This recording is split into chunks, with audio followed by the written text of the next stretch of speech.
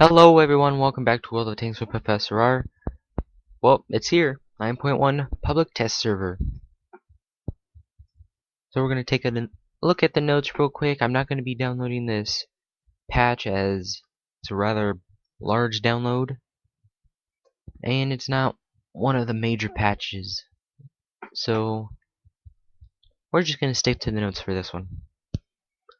So it looks like we're getting 2 new historical battles, a new map, and for super testers, there's a tier 2 light tank that's being added.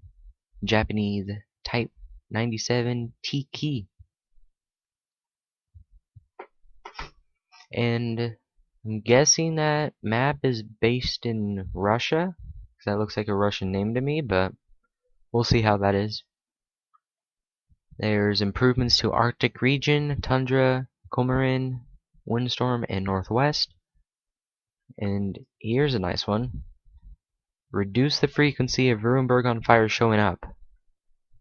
Some days it was Ruinberg on fire, one after another. It was just getting annoying.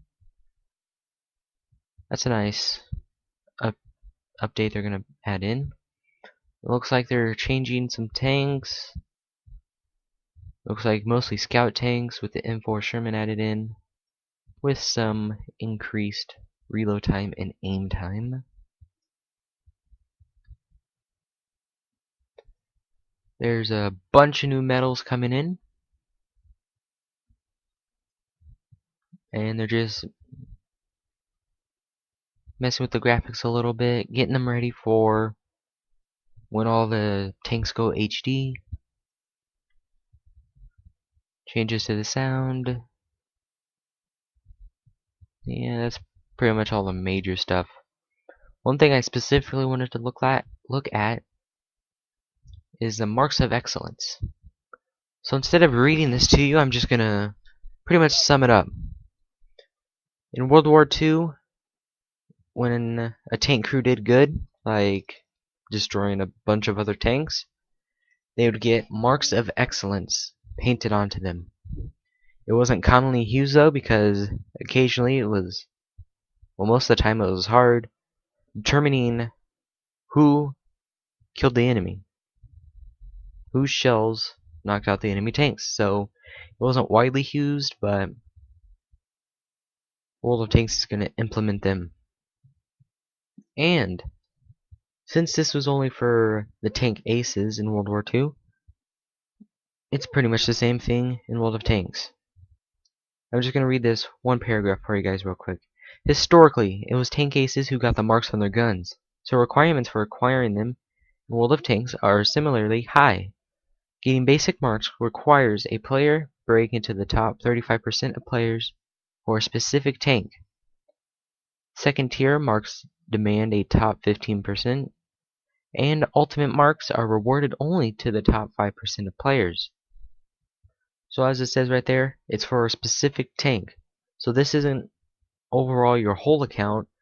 This is for one tank. That's it. So we're going to look at what they're going to look like. For the Soviet Union tanks, you're going to get stars on the barrel. And as I said, 1 star would mean you're in the top 35. 2 stars mean you're top 15. And 1 star means you're at the top 5%. So if you're going against people with all 3 stars, you know they're good in that tank. You need to watch out for them. Next up we have China. Similarly to the Soviet Union, you get stars. And again the same thing, 3 stars, depending on what percentage you're in. For the US tanks, stars again, go figure, except these are white instead of red this time. German tanks, you get sets of 3 stripes. Well, I don't know what happened there. There we go. So, if we looked at the Soviet Union tanks, 1 star would be equivalent to 3 rings on here. 2 stars, you get 6 rings. All 3 stars, you get 9 rings.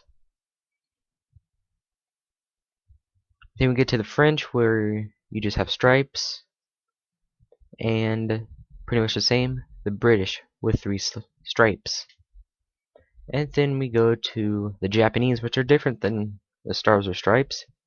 You guys get hatchets. Way to be different, Japan. So that's pretty much it. That's all we're going to cover for now. If more patch notes come out later that are important, we'll take a look at them. We will see you guys later then.